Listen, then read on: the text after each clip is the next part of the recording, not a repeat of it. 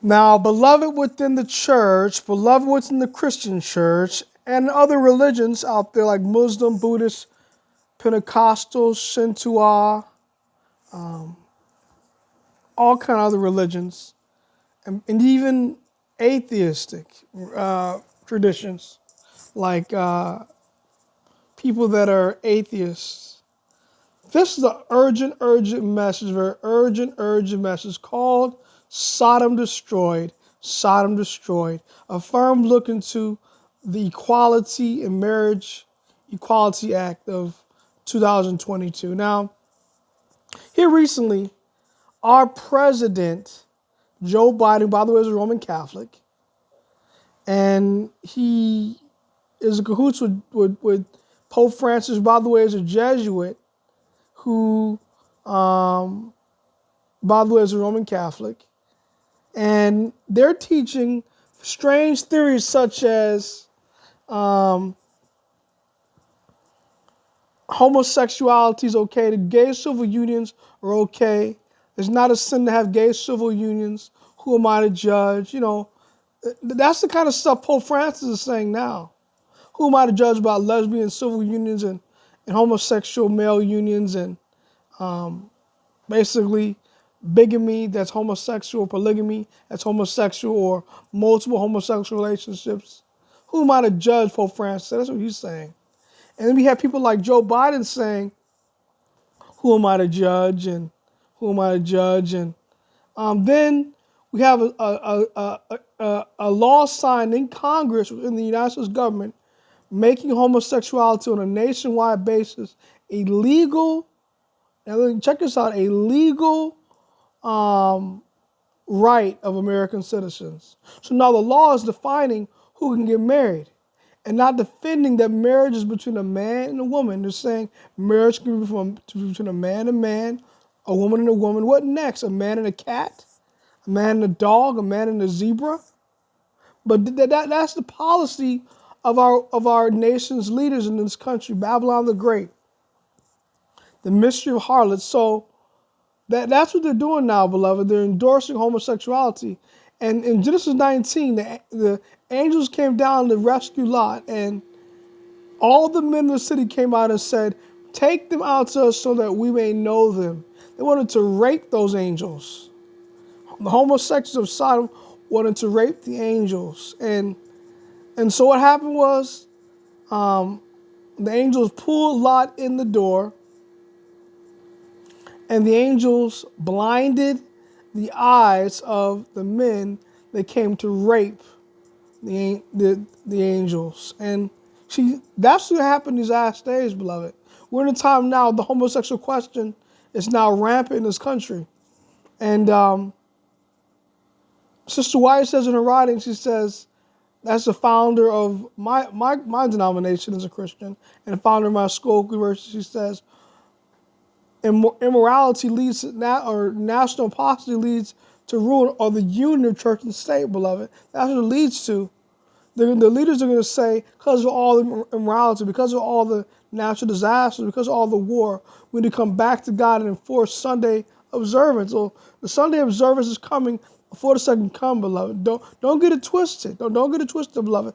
Second coming does not come before the sons of law crisis. Sons of law comes after. And son law comes before the second coming. That's the time we're in now. Second coming comes after the sons of law crisis. That's the time we're in now, beloved. Stay ready and be ready. And so what did God do to those men in Sodom? He burned them alive and all their families. So Lot tried to warn his family about the homosexual question, but they mocked him. And when you go to the Bible, New Testament, it says, remember Lot's wife? Remember Lot's wife. Lot's wife said, we would gain all these possessions. Why should we run into the country and leave the country for our possessions? Many Seventh-day Adventist Christians are saying this today because we have a certain message, beloved, with the other denominations and other religions. We have a message to leave the cities for the national sons of law, for state, regional sons of law. We have a message to leave the cities in these last days by our prophet, Sister Ellen G. White, and the founder of Oak University. She says, now it's time to leave the cities. The time for leaving the cities was back in the 1890s when she was living. Now it's definitely more is definitely more paramount. All the homosexuality, all the witchcraft, all the murder, all the fornication, adultery, all the immodesty, all the improper diet, all the gambling, all the horse racing. Now it's time to leave the city as fast as possible.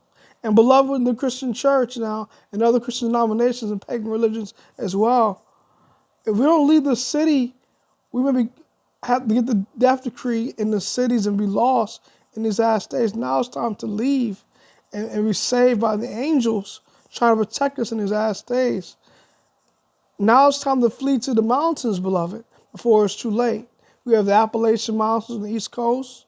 We have the Sierra Mountains on the West Coast. We have the Middle Mountains in the middle of the country, the Central States. Now it's time to leave the mountain and go to a mountaintop, beloved, and pray. Because Jesus Christ is coming back soon. Very, very, very soon, beloved. Now it's time to really commit your heart to God. And so, when you go to Patriarchs and Prophets, beloved, this is Patriarchs and Prophets. Patriarchs and Prophets, beloved, with other Christian denominations and other pagan religions. It shares a wonderful lesson on Sodom and why it was destroyed. And it's by the founder of the Seventh-day Adventist Church, my favorite Christian author. Some will call her prophets. He says, I'm not a prophet. I'm just a messenger. That's just what I said about herself. She said, and I believe that was a humility tactic of Sister White to let people know that she's not claiming the prophetic office. She actually did more than what a prophet did. So she actually was a medical missionary. She was a teacher, a preacher. Well, she did more than what a prophet just did. That's why she said, I never claimed to be a prophet. I claimed to be a messenger. A messenger, beloved. Chapter called Destruction of Sodom, page 62 here in my Patriarchs and Prophets book. Page 62 in my Patriarchs and Prophets book.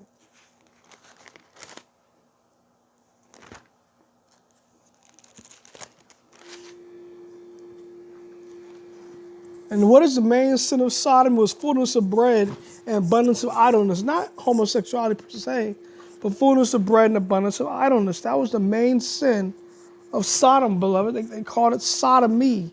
It was not just anal sex or oral sex, which is sodomy. It was fullness of bread and abundance of idleness. Look right here with me. Because this is where it says, in Sodom there was mirth and revelry, feasting and drunkenness. The vilest and most brutal passion were unrestrained. The people openly defied God and his law and delighted in deeds of violence. Though they had before them the example of the antediluvian world and knew how the wrath of God had been manifested in their destruction, yet they followed the same course of wickedness. At the time of Lot's removal to Sodom, beloved, within the Christian church and other denominations like Islam, corruption had not become universal, and God, in his mercy, permitted rays of light to shine amid the moral darkness. Now, beloved, the early Adventist pioneers like Uriah Smith and Haskell and Jones and Wagner, they taught that the Muslims are going to bomb pseudo-Christian powers like America on the issues of breaking God's law, on questions such as Sunday observance and immorality, on questions like homosexuality and fornication. So that time was coming too. That's why we had 911. We had 911 because of the sins of pseudo-Christian powers like America who endorsed alcoholism, Babylon the Great, sexual license, fornication, homosexuality, adultery. So what I would entreat you, my brethren, is remember Lot's wife. She said, "We have all these possessions. Why should we leave these possessions?" She looked back and became a pillar of salt. Now, beloved, it's time for us to leave the cities. Leaving the cities is what God has told us to do. David Gates had it right. He had it right when he said we need to leave the cities in the sermon called Even at the Door. If we do not leave the cities, beloved, it's going to be for most of us a death decree. And this is why it does say in last events that some will be in the cities at the death decree crisis, but the majority of us who don't leave the cities in these last days will be lost, beloved. It's time to leave the cities and huddle in groups and companies, keeping the Sabbath holy or 7 day week holy and eating a plant-based diet and doing missionary work to the city so we can be sealed for the latter rain, beloved. I believe that staying in these cities and take away our seal from us, the majority of us, especially in the Seventh-day Adventist Church denomination that I'm a part of, beloved. And so we need to leave the cities last day events. So, beloved, what are you going to do? Are you going to consider eating all kind of unhealthy food and drinking and smoking and watching worldly movies? And this is why it says the worldly movies like hotbeds of immorality and vice. And I was talking to my mom just a couple of days ago, and she was quoting me from the book of Proverbs chapter 1. It says, "My son, you have denied all my counsel. So I will laugh at your calamity. I will mock when your fear comes. When your fear comes, the desolation and your destruction come with the world." When the city books preached a powerful sermon on this called the laughter of God.